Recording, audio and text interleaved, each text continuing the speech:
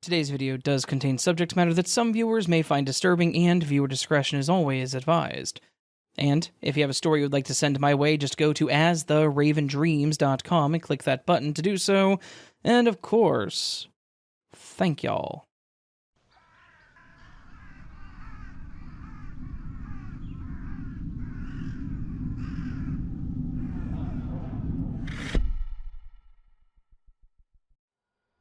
My sister and I have always loved to get together and go thrifting or yard sale shopping. It wasn't just shopping and getting new stuff for us, but we loved finding old treasures that once held many memories for others. We loved finding antiques and other items and learning more about said items. We loved hearing from the previous owners when possible, and we honestly thought about starting a vlog with our finds and those stories. But this story isn't about one of those stories, unfortunately. This is a story of something we experienced on one of our shopping trips. This took place in 2019, in about mid-May. I remember because her daughter was in her last week of school when this happened, and we talked about how she would be with us after that week if we went. I adored my niece, so I was absolutely okay with this too, and was excited to spend some more time with her. I drove to her place and we took her car, and we started around her area and slowly branched out. We were probably about an hour into our trip when we came across a community yard sale. If you aren't aware, community or neighborhood sales are when a lot of people within the same neighborhood have a yard sale on the same days. It's a lot of fun, and convenient for people like us who like to hit up a lot of different houses in one run. We could park our car on one side of the road, take our little wagon and walk around the block before making our way back to our car. We actually had gone through most of the neighborhood and scored some pretty good finds, but we started to get pretty tired. We lived in the Midwest and it had been very humid, so we started taking the car to each home so we had less walking to do. We pulled up to the next house with high hopes because of what we could see from our car. They had a lot of books, paintings, and toys. We personally liked obscure paintings to keep for ourselves. We found our share of valuable books, and even items left behind in those books, such as pictures, postcards, and newspaper clippings. And, lastly, the toys. We found a lot of ones that were never opened, as well as ones that were, but were in great condition. We sold many of them on eBay for a lot more than what we bought them for, and priced many more that we've kept. As we got out and walked around, we made our way to the toys since there were so many of them. The owners must have had a little girl because there were a lot of girl-oriented toys. There was a dollhouse, a tub full of old Barbies, a kitchenette, and a play makeup set, as well as other similar items. But then my sister gasped as she made eye contact with one item. It was part of a set for these toys that we used to collect as children. Some of you may be familiar with them. They were called pound puppies. The set we saw was the old van that folded out and collapsed flat to be a play area for the little pups. You could also store them in it. I remember us both wanting to get this as kids, but we never really did. No hate to our parents. There were a lot of us kids, and knowing how expensive toys are now, I get it. But at that moment, we were reliving our childhood. She still had all of her pound puppies, as she had many on a shelf and even more in a container in her basement. She could never part with them, and she was hoping to one day share them with her daughter. We were looking it over and discussing it when a man approached us and asked if we were familiar with the item. My sister, Ellie, turned her excitement to him and started telling him all about how this van was always on our Christmas and birthday lists. He explained that our assumption was pretty much right. The toy belonged to his wife, who then tried to give it to their daughter, but she didn't really play with it. so she just wanted to get rid of it at this point. The tag said $10, and it was definitely coming home with us. As Ellie was fishing out the bills from her fanny pack, I grabbed our latest find and walked it to the car. Ellie was still talking with the guy when I walked back, and as I got there, he mentioned to us that she had a whole collection of the little puppies in their spare bedroom, but they didn't have the time or space to bring it down yet. He then asked us if we were interested, and we could then check it out if we were. From the look on Ellie's face, I knew that we were probably going to go home with more. We agreed and followed him into his house, as he motioned to a woman, I assumed his wife, that he was going to show us the rest of the collection. We entered a home that was very obviously well taken care of. It had a very nice rustic look to it, and you could also tell that a kid and a dog lived there, based on the toy chest in the corner of the living room and the dog bed next to the TV. We walked through the living room and took a right up a set of stairs and into a bedroom. This was definitely one of those catch-all rooms. There was a bed that was fully made, but then there were a few boxes and tubs stored in the corner. The closet doors were open and only had a few items that were wrapped in plastic sitting in them. The man pushed the clothes to the side and pulled out a plastic container that probably stood about 3 feet tall. It had drawers and doors that opened on different sides with labels on all of them. He brought it to about the center of the room and gestured to it that we could look it over and pick out what we wanted, if not take the whole thing. Both of us were super excited about this and started opening the little containers to see what all was there. It was really exciting. We found a lot of items that brought back memories and others that we had never seen before, but then all of the serotonin seemed to drain from my body as I started getting this weird feeling. I felt like something was wrong. I looked over to Ellie to see if she was okay, and she was still talking and smiling as she sorted through the various toys and stuffed animals. But then I noticed the guy that escorted us in here was now standing behind my sister, who is bending over slightly to look into these little cubbies. The problem I had with this was that the guy had his head cocked to the side, clearly staring at her with his hand down his pants. I felt so stupid at that point in time. We'd willingly followed this man into his home. I guess between knowing that he had a kid and a wife, and us being too excited, we accepted that as being completely normal. I'm sure neither of us suspected anything at first, so, being the big sister, I had to do something. I figured that I shouldn't try to act too alarmed, because it was pretty obvious what he was doing, and the fact that he was standing between us and the doorway was a bit problematic. I stood up and walked around to stand behind Ellie. I tried to nudge her arm to get her to stand up, but she would just look over real quick and then back down to the items. I pulled my phone out, typed out a message, and showed it to Ellie, acting like I was looking up an item. I watched as the smile on her face slowly faded. She finally understood.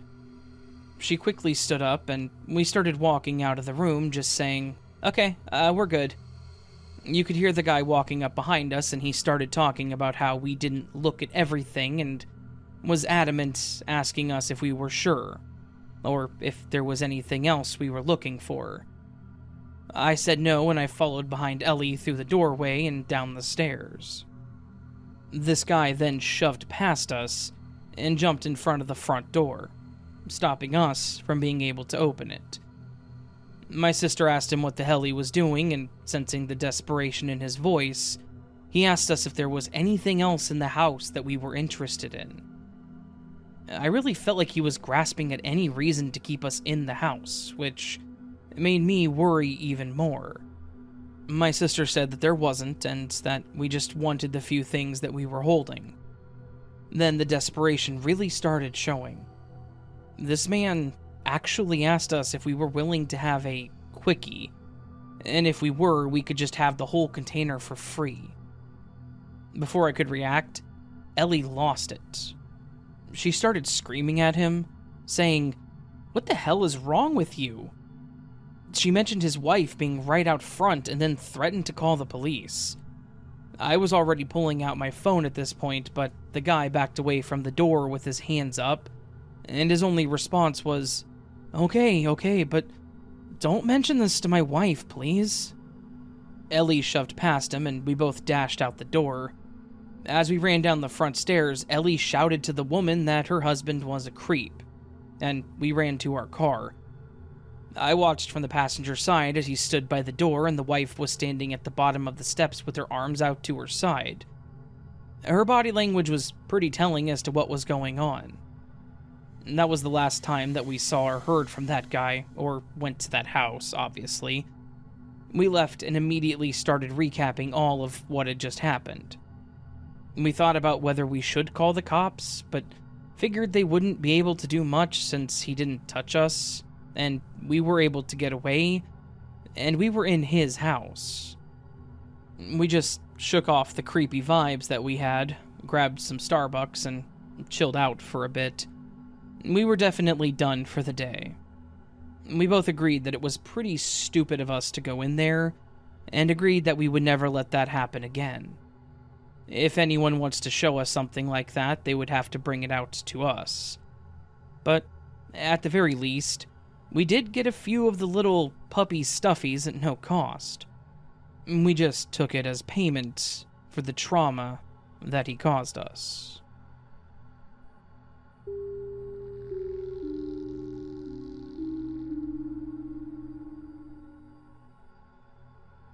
This happened to me back in early 2018. My wife and I were cleaning up our home, and we were considering moving to downsize, which meant that we had a lot of stuff we wanted to get rid of. Instead of paying to have someone haul it away, we thought we should try to have a yard sale, make a little extra money. When moving, any extra money helps, especially when you have a kid on the way. So, we started organizing stuff, setting up a few tables and containers, marked prices, all of the basic duties of running a sale. The items that we were selling were pretty standard. I had a lot of tools that I was getting rid of, old clothing from both of us, and even some small home appliances and decor. Saturday was our first day, and while it started a little slow, it picked up quite a bit around noon. We had some people driving up, people that were walking with dogs or kids, people that we recognized from the neighborhood, etc. My wife had just walked inside to grab some things, so I was left outside to tend to the cash box and customers. While sitting at the chair by the garage, I saw a guy looking over my tools. I had a few people ask me about them already, so I was prepared to be asked some more of the same questions. However, I noticed the guy picked up one of the kits and was looking all over it. He flipped over to the back. Granted, there was a label back there, so I thought maybe he was just looking for a list of the items in it, and then opened it, moving all of the pieces around inside. Then I saw him look up and around like he was trying to find someone or something. We made eye contact, and while holding the kit up, he asked if it was mine. Kind of a weird question, since I was sitting by the cash box. But I was polite and said that it was, and then asked if he had any questions about it. He nodded and asked me if all the pieces were in it. When he brought it over, I was able to tell a little better that it was a socket wrench set. I looked it over really quick, and I was familiar with the set because it was one that I rarely had to use. It had sizes that I never really used, as it had a lot of bigger sockets in it, but there was one specifically that I used, and I ended up just tossing it in my big rolling toolbox so that I didn't have to dig it out of that set anymore. I told him a little about it. I mentioned that I had gotten it as a gift, but that I only used the one size, so the set was complete, except for that one. Otherwise, it was in great condition, obviously. and even the wrench that came with it was in there. I think I was selling it for like $5. It wasn't much. He mentioned that it was a pretty convenient set, and he looked pretty happy to have found it. I agreed with him, and he then said that he had a similar set, then asked what I normally used mine for. Again, I thought it was kind of an odd question, because I used them on whatever they were required for. I told him that I used them mainly on our cars or small projects around the house. Then he asked where I got it from and why I was getting rid of it. I remember this because I know that I mentioned as he brought it up to me that I had gotten it as a gift. So I just repeated myself, and then said that I rarely used the sizes in that kit because some of them were a bit large.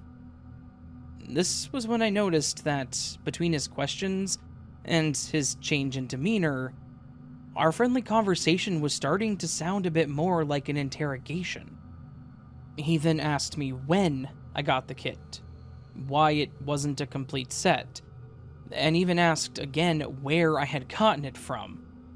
He was rephrasing that last question differently each time to make it seem like it was never asked before. But the way he was asking this seemed more like a parent trying to get a child to tell the truth. I backed up a bit to get him out of my face, and even asked him if everything was alright. He then said, "No, everything is not alright. I know that you stole this." I was taken aback by this. Where would he get the idea that I had stolen that set? So, at a loss for words, all I said was, "I'm sorry, what?" And he responded with, "Explain to me how I had a set just like this a few weeks ago. It ended up missing, and now I find you selling the exact same one with the exact same socket missing from it like mine." I was shocked.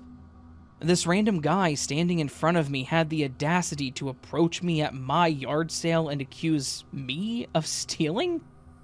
Irritated at this point, I pointed out to him that it was a gift, and that I've had it for a few years now, and, in fact, I had never even seen this guy before, let alone know where he lived. He was adamant, though, that I couldn't give exact dates or something, so I must have stolen it. I laughed. I told him that he just needed to leave my property. But he had other intentions. As I turned around to toss the kid into my garage that caused this whole interaction, this psycho pulled out a handgun and shot right into my garage. I remember the sound was excruciating. It was way too close for me, and I had lost my hearing for a good minute because of it. Now, I was terrified. There were a few people at the sale, and I could hear the screaming and the sound of people dropping stuff and running. Part of me felt bad, but I knew this guy was after me, so I ran into my house, locking the door and yelling for my wife to call 911. While I did this, I quickly ran to the back to lock the door that connected the garage to my house, worried that he might try to come in. I cracked the door open and looked into the garage, and I didn't see him, so I pushed the button to close it, and then locked the door. Our garage doesn't have much in it, as we were using it to store some boxes against the back wall, and then there was the sales stuff, so he couldn't really hide behind or under anything either. I told my wife to go upstairs in the bedroom and to stay away from the windows. She was pregnant, and I was very worried about her and our child's safety. I kept checking the windows to see where this guy went, but I never saw him. I was beginning to think that this coward really ran off. The police finally arrived and knocked on my door, identifying themselves. They asked me what was going on, and they seemed to have some information already. That's when I finally caught on and asked if they talked to the other guy, and they confirmed.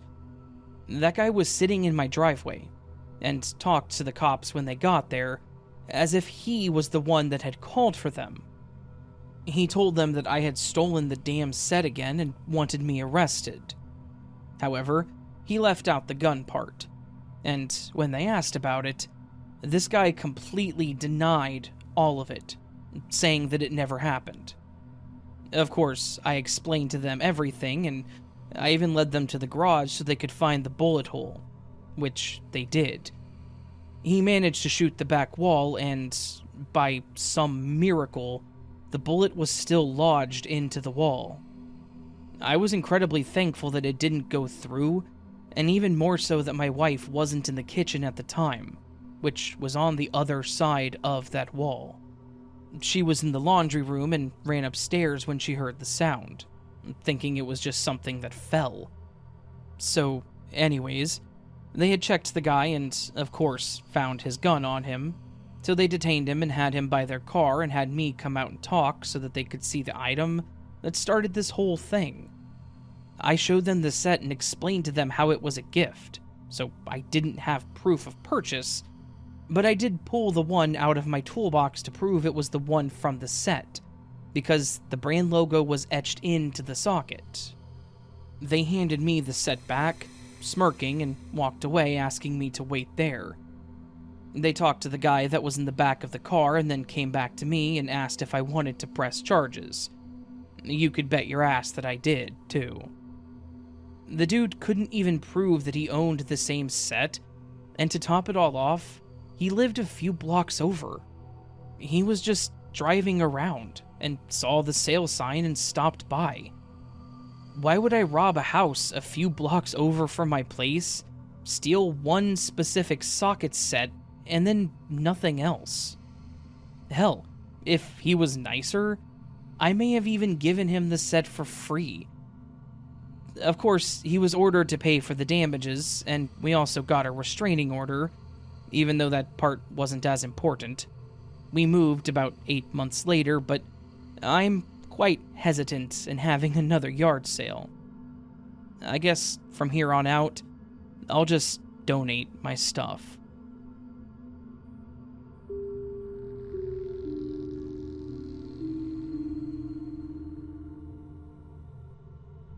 Back when I was younger, my mom had a garage sale every summer. I had 3 older brothers, and I was the only girl, so hand-me-downs weren't really a thing for me. So after my last brother couldn't fit into the clothes or shoes, they were in the sale. I honestly enjoyed helping my mom on these, as it was like playing a real-life shopkeeper. I used to play that with my brothers a lot as a kid.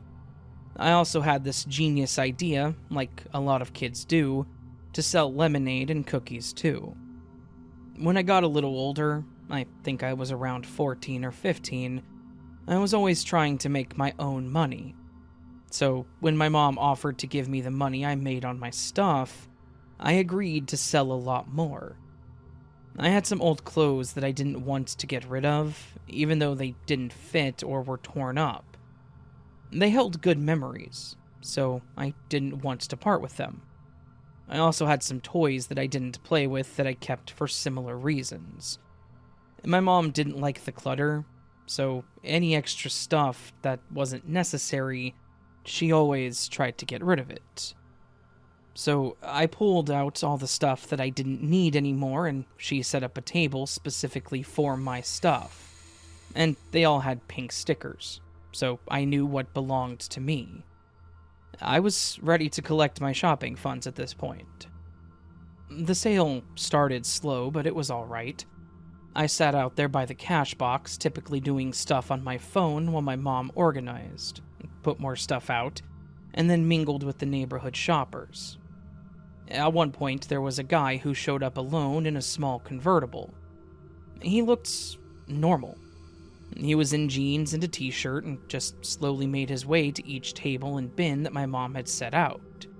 He paused at the box of my dad's stuff, which I think had some old tools and shoes in it, and then he walked by the table that had my brother's clothes on it. He picked up a couple of pairs of pants, and it looked like he checked the sizes, and then folded them back up and laid them back on the table.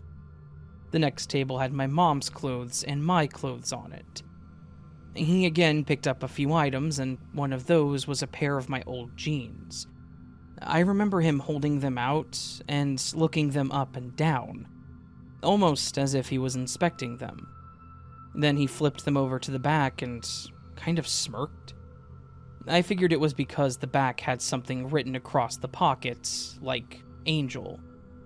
He looked around and noticed that I was making eye contact with him, and he smiled. I smiled back and then quickly looked back down at my phone, thinking that it was awkward of me to stare. I knew that it had been a few minutes because I had been watching a video that I was in the middle of. He walked over to me and said hello, and I responded. He asked if I was the manager, joking around, and I said that my mom was, but I was just watching over as she got more stuff. He asked a few innocent questions about the day and myself, but it was nothing weird. So I answered. I remember even making a comment about his car because I thought that it looked pretty cool. It was a deep purple color. He looked over at the car and then back at me and smiled and said that since I liked it, he could take me for a ride in it if I wanted. Now, even though he didn't seem weird and nothing felt off, I knew better. So I just smiled and said, yeah, thanks, but no thanks. He then asked if I was selling any of my stuff, and I confirmed. I pointed to the table as he had already looked at my pants.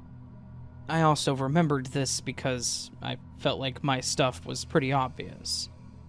My mom was out there when he got there, and it's pretty obvious that there were 2 different sizes. The tables were also sorted out by type of clothing and sizing, as my mom was a neat freak. So he smiled again, thanking me, and walked back over to the table with my stuff.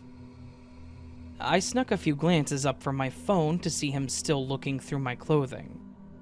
I thought it was kind of weird that he was looking at my clothes and nobody else's. But I also tried to be reasonable in thinking that maybe he had a daughter around the same age. Then, the guy came back over to me and had a few more questions. This time, they seemed a bit more intrusive. He asked how old I was, and I answered honestly. He asked me how tall I was, and I again was honest. But then he asked me what size I wore, which was kind of weird. Because if I told you where my clothes were, you could check the sizes on them and assume that I'm probably around that size. So I just told him the same size on the pants that he was holding. He kind of laughed a bit, and I guess he could sense my uneasiness and claimed that he was thinking about his daughter. I thought that it was still possible, so I tried to be polite, but I was also starting to feel awkward at this point. He stood there for a moment, so I was expecting him to walk away, but instead he leaned down towards my face, looked around, and then quietly asked, "Are you getting rid of any old sports bras?" I wanted to yell at this guy, but I was also afraid that he might try to do something. If he was brazen enough to ask me that with other people around, what else was he willing to do? However, my dad was in the garage behind me, talking to someone else as I could hear his voice. So, I decided to take the chance and call this guy out. "No, I'm not selling you my underwear, you creep!" I loudly shouted. This was the exact reaction that I was hoping for. I looked back at my dad, who was already quickly walking toward the front. The guy dropped the item that he was holding on the table in front of me and started walking away and looked at another table. He really thought that he was going to be able to play that whole situation off. My dad immediately approached him, shoved him back, and told him to leave. No questions, no nothing. He just told him to get the F off of our property right there. The guy walked back to his car, holding his hands up, and looked offended like my dad was in the wrong. He quickly burned out while other shoppers looked around at him and started asking questions. I explained to my dad what happened, and he made my oldest brother sit out there with me while he went in and told my mom. He didn't want me out there alone, nor did I want to be alone. It wasn't even that long after that they both came back out the front door. We were all talking and helping people pay and leave when I looked up to see a purple convertible driving by. Really slowly. Before I could even say anything, my dad looked up too and noticed and shouted something out at the guy, causing him to take off again. My brother was ready to go follow this guy in his own car, but my dad stopped him. Instead, he did call the cops to report him, which we did. They said that they would drive around a few times, but said that if we saw him again, to call 911 immediately and they could patch him to one of the officers so that they could try and stop him if he was out front. At this point, he was being intimidating, and with what he said to me, and the fact that he was bordering on trespassing, they took it very seriously. We ended up putting all of our stuff away early because we didn't want to give that guy something to look at. But we didn't see him again that day. However, my mom decided that she was going to try the sale again the next day, but I didn't want to be out there, so I ended up staying inside and cleaned and organized my room. And yet, that same creep drove by again. I was getting pretty worried, and every bump that night had me wide awake thinking this guy was going to come back. My dad was getting pretty angry too. He ended up sitting in his car parked on the street across from my house, and he waited for the guy to drive by again. My room faces out into the front yard, so I could hear him talking to my mom and brother about it, while my window was open and I could see him sitting in his car. I guess that must have really spooked the guy because he was brave enough to drive by one more time, and my dad was ready to follow him.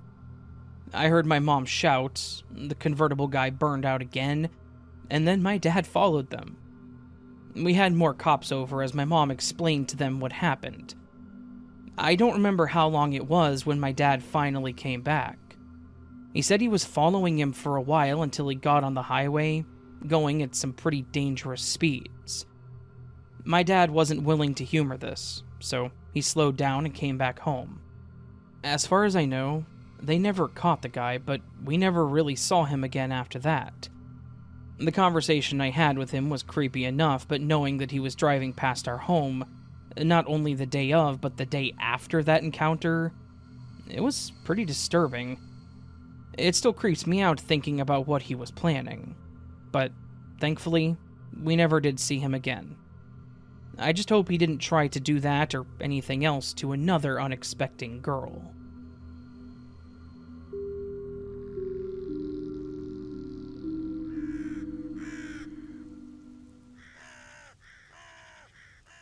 So, that, my friends, was a collection of some scary yard sale stories.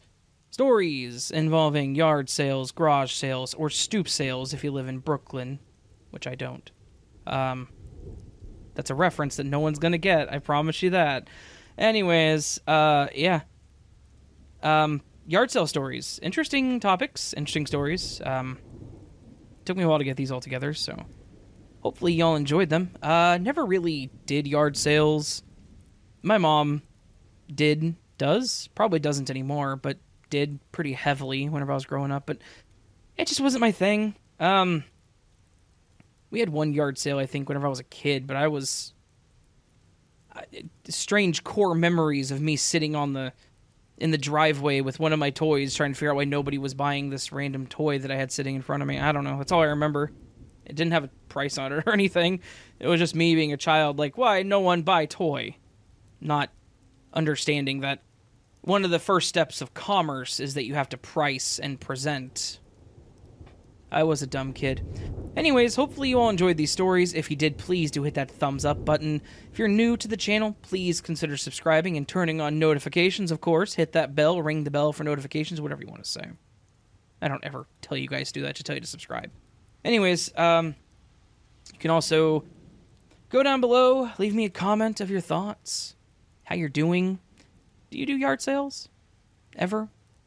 Do you enjoy them? Do you run them? Do you sell stuff for funsies like this? I don't know. You can also do super thanks or join Patreon's members to get early access to content like this and other special stuff. And yeah. That's about it. I hope you're all doing well. Hope you're all having a beautiful weekend. I hope that I do see you again here very soon. But until then, remember you are loved, you are valid, you are important. You're the best you that you can be. Never let anyone tell you otherwise. And of course, until I see you again, my friends, much love and sleep well.